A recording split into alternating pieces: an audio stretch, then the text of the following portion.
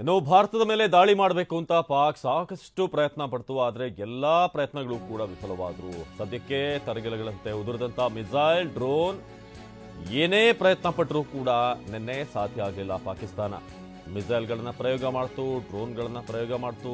ಆದರೆ ಭಾರತದ air defence ಎಷ್ಟು ಅಪ್ಡೇಟೆಡ್ ಆಗಿತ್ತು ಅಂತಂದ್ರೆ, ಭಾರತದ ಸುತ್ತ ಸುದರ್ಶನ ಚಕ್ರದ ಅಭೇದ್ಯ ಕೋಟೆ, ನಾಗರಿಕರ ಮೇಲೆ ದಾಳಿ ಮಾಡಿದಂತ ಪುಕ್ಕಲ ಪಾಕ್. ಭಾರತದ ಮೇಲೆ ದಾಳಿಗೆ ಪಾಕ್ ವಿಫಲ ಯತ್ನವನ್ನ ಮಾಡಿದೆ. ತರಗೆಲೆಗಳಂತೆ ಉದುರಿದಂತ ಮಿಸೈಲ್, ಡ್ರೋನ್, ಭಾರತದ ಏರ್ ಡಿಫೆನ್ಸ್ ಹೊಡೆತಕ್ಕೆ ಪಾಕ್ ಕಂಗಾಲಾಯಿತು. ಒಂದು ಕೂಡ ವರ್ಕ್ ಆಗಲಿಲ್ಲ. ಸರ್ವಿಸ್ ಮಾಡದೆ ಎಷ್ಟು ವರ್ಷ ಆಯಿತು ಗೊತ್ತಿಲ್ಲ, ಅವ್ರಿಗೆ ಒಂದು ಕೂಡ ವರ್ಕೌಟ್ ಆಗಲಿಲ್ಲ. ಏನೋ ಮುಟ್ಟಿ ನೋಡಿಕೊಳ್ಳುವಂತಹ ಹೊಡೆತ ನೀಡಲಾಯಿತು. ಸೊ ಪಾಕಿಸ್ತಾನಕ್ಕೆ ಎಷ್ಟೇ ಮುಟ್ಟು ನೋಡ್ಕೊಳ್ಳೋ ಹಾಕೊಟ್ರು ಕೂಡ ಬುದ್ಧಿ ಬಂದಿಲ್ಲ ಅಂತ ಕಾಣಿಸುತ್ತೆ. ಭಾರತದ ಸೇನಾ ನೆಲೆಗಳನ್ನೇ ಟಾರ್ಗೆಟ್ ಮಾಡಿ ಮಿಸೈಲ್ಗಳಿಂದ ದಾಳಿ ಮಾಡಿದೆ. ಪಾಕ್ ಏನಿದೆ, ಪಾಕಿಸ್ತಾನಕ್ಕೆ ಭಾರತವು 6 ಮರ್ಮಾಘಾತವನ್ನು ಕೊಟ್ಟಿದೆ.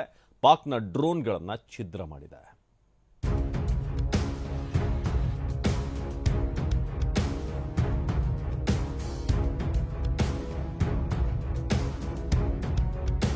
ಕ್ಷಿಪಣಿಗಳು ದಂಡೆತ್ತಿ ಬರ್ತಿವೆ. ಒಂದರ ಹಿಂದೊಂದು ಮಿಂಚಿನ ವೇಗದಲ್ಲಿ ನುಗ್ತಾ ಇವೆ.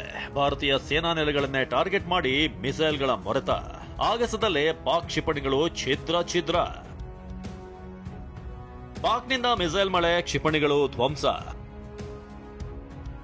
ಡ್ರೋನ್ ಮೂಲಕ ಹಾರಿ ಬಂದು ಅಟ್ಯಾಕ್. ಉಗ್ರರ ನೆಲೆ ಧ್ವಂಸಗೊಳಿಸಿದ್ರು ಬುದ್ಧಿ ಕಲ್ತಿಲ್ಲ. ಪಾಕ್ ಸೇನಾ ನೆಲೆಗಳನ್ನ ಪುಡಿಗಟ್ಟಿದ್ರು ಕೂಡ ಬಾಲ ಮುದುರ್ತಿಲ್ಲ. ಕಾಲ್ ಕೆರೆದು ಕಿರಿಕ್ ಮಾಡ್ತಿದೆ. ಹೊಂಚು ಹಾಕಿ ಸಂಚು ರೂಪಿಸಿ ದಾಳಿ ಮಾಡ್ತಿದೆ. ಮೊನ್ನೆಯಷ್ಟೇ ಭಾರತ ಆಪರೇಷನ್ ಸಿಂಧೂರ ಹೆಸರಲ್ಲಿ 9 ಉಗ್ರ ನೆಲೆಗಳನ್ನ ಪುಡಿಗಟ್ಟಿದೆ. ನಿನ್ನೆ 12 ನಗರಗಳಲ್ಲಿ ಪಾಕ್ ಸೇನಾ ನೆಲೆಗಳೇ ಉಡಿಸಾಗಿದ್ರು ಕೂಡ ಪಾಕ್ ಮತ್ತೆ ತನ್ನ ಚಾಳಿಯನ್ನ ಬಿಟ್ಟಿಲ್ಲ. ನಿನ್ನೆ ರಾತ್ರಿ 8 ಗಂಟೆ ಸುಮಾರಿಗೆ 8 ಕ್ಷಿಪಣಿಗಳ ಮೂಲಕ ದಾಳಿ ಮಾಡಿದೆ.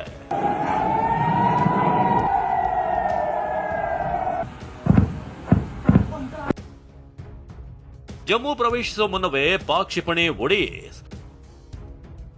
ಜಮ್ಮು ಕಾಶ್ಮೀರದ ಉರಿಯಲ್ಲಿ ಭಾರೀ ಸ್ಫೋಟ, ಮಿಸೈಲ್ ಛಿದ್ರ. ಪಾಕ್ ಪ್ರತಿದಾಳಿ ಬಗ್ಗೆ ಮೊದಲೇ ಮಾಹಿತಿ ಪಡೆದಿದ್ದ ಭಾರತೀಯ ಸೇನೆ ದೇಶದಾದ್ಯಂತ ಗಡಿ ರಾಜ್ಯಗಳಲ್ಲಿ ಹದ್ದಿನ ಕಣ್ಣಿಟ್ಟಿತ್ತು. ಪಾಕ್ ಸೇನೆ ಅದ್ಯಾವಾಗ ಕ್ಷಿಪಣಿಗಳನ್ನ ತೂರಿ ಬಿಡ್ತೋ ಆಗಸದಲ್ಲೇ ಮಿಸೈಲ್ಗಳನ್ನ ಮಟ್ಟ ಹಾಕಿದೆ. ಜಮ್ಮು ಕಾಶ್ಮೀರವನ್ನೇ ಟಾರ್ಗೆಟ್ ಮಾಡಿ ದಾಳಿ ನಡೆಸಿದೆ. ಕ್ಷಿಪಣಿ, ಬಾಂಬ್, ಶೆಲ್ಗಳಿಂದ ಪಾಕಿಸ್ತಾನ ದಾಳಿ ಮಾಡಿತ್ತು. ಪಠಾಣ್ಕೋಟ್, ಜೈಸಲ್ಮೇರ್, ರಜೌರಿ ಸೇರಿ ಹಲವೆಡೆ ಕ್ಷಿಪಣಿಗಳು ಶರವೇಗದಲ್ಲಿ ಮುನ್ನುಗ್ಗಿದ್ವು. ಆದರೆ ಭಾರತದ S-40 ಡಿಫೆನ್ಸ್ ಸಿಸ್ಟಂನಿಂದ ಪಾಕ್ ಕ್ಷಿಪಣಿಗಳು ಧ್ವಂಸಗೊಳಿಸಿದೆ.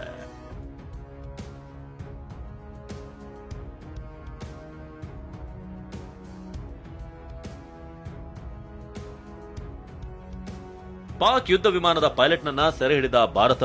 ಪಾಕ್ ಯುದ್ಧ ವಿಮಾನವನ್ನ ಭಾರತೀಯ ಸೇನೆ ಹೊಡೆದುರುಳಿಸಿದ್ದು ಪೈಲಟ್ನನ್ನ ಜೀವಂತವಾಗಿ ಸೆರೆ ಹಿಡಿದಿದೆ. ರಾಜಸ್ಥಾನದ ಜೈಸಲ್ಮೇರ್ನಲ್ಲಿ ಫೈಟರ್ ಜೆಟ್ ಮೂಲಕ ಪೈಲಟ್ ದಾಳಿಗೆ ಬಂದಿದ್ದ. ಪ್ಯಾರಾಚೂಟ್ನೊಂದಿಗೆ ಕೆಳಗೆ ಬೀಳ್ತಿದ್ದಂತೆಯೇ ಪಾಕ್ ಪೈಲಟ್ನನ್ನ ಭಾರತೀಯ ಸೇನೆ ವಶಕ್ಕೆ ಪಡೆದಿದೆ.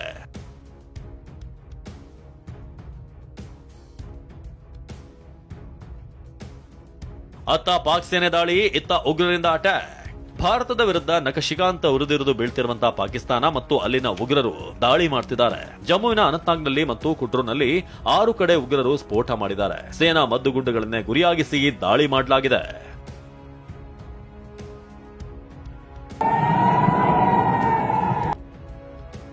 ಹಮಾಸ್ ಸ್ಟೈಲ್ನಲ್ಲೇ ಪಾಕ್ ದಾಳಿ. ಹಮಾಸ್ ಉಗ್ರರ ಸ್ಟೈಲ್ನಲ್ಲೇ ಪಾಕಿಸ್ತಾನದವರು ಭಾರತದ ಮೇಲೆ ದಾಳಿ ಮಾಡಿದ್ದಾರೆ. ಜಮ್ಮುವನ್ನೇ ಗುರಿಯಾಗಿಸಿಕೊಂಡು ಪಾಕ್ ಸೇನೆ ದಾಳಿ ಮಾಡಿದೆ. ತಿಂಗಳ ಹಿಂದೆಯೇ ಪಾಕ್ ಆಕ್ರಮಿತ ಕಾಶ್ಮೀರದಲ್ಲಿ ISI ಮತ್ತು ಹಮಾಸ್ ಕಮಾಂಡರ್ಗಳು ತರಬೇತಿ ನೀಡಿದ್ರು.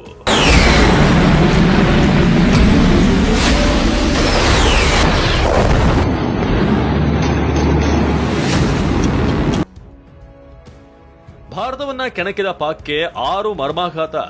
ಪಾಕಿಸ್ತಾನದ ಫೈಟರ್ ಜೆಟ್ಗಳು ಧ್ವಂಸಗೊಂಡಿವೆ.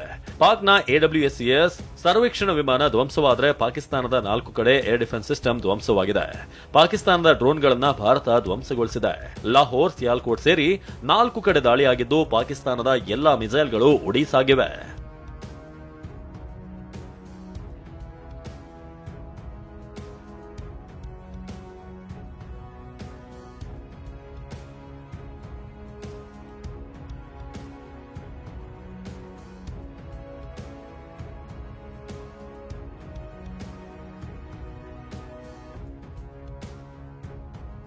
ಪಾಕ್ ದಾಳಿ ಬೆನ್ನಲ್ಲೇ ಅಮಿತ್ ಶಾ, ರಾಜನಾಥ್ ಸಿಂಗ್ ತುರ್ತು ಸಭೆ. ಅರೆ ಸೇನಾ ಮುಖ್ಯಸ್ಥರೊಂದಿಗೆ ಅಮಿತ್ ಶಾ ಚರ್ಚೆ ನಡೆಸಿದ್ರು. ಬಿಎಸ್ಎಫ್ ಮತ್ತು ಸಿಐಎಸ್ಎಫ್, ಸಿಆರ್ಪಿಎಫ್ ಮುಖ್ಯಸ್ಥರ ಜೊತೆ ಗಡಿ ಪರಿಸ್ಥಿತಿ ಬಗ್ಗೆ ಚರ್ಚಿಸಿದ್ರು. ಇತ್ತ ರಕ್ಷಣಾ ಸಚಿವ ರಾಜನಾಥ್ ಸಿಂಗ್ ಕೂಡ 3 ಸೇನಾ ಮುಖ್ಯಸ್ಥರ ಜೊತೆ ತುರ್ತು ಸಭೆ ನಡೆಸಿದ್ರು. ಯುದ್ಧೋನ್ಮಾದದಲ್ಲಿ ತೇಲ್ತಿರುವ ಪಾಕಿಸ್ತಾನ ಭಾರತದ ವಿರುದ್ಧ ದಾಳಿ ಮೇಲೆ ದಾಳಿ ಮಾಡ್ತಿದೆ. ಭಾರತ ಕೂಡ ತಕ್ಕ ಪ್ರತ್ಯುತ್ತರ ಕೊಡುತ್ತಿದೆ. ಈ ದಾಳಿ ಪ್ರತಿದಾಳಿ ಇನ್ನೆಲ್ಲಿಗೆ ಹೋಗಿ ಮುಟ್ಟುತ್ತೋ ಕಾದು ನೋಡಬೇಕು. Bureau report, TV9.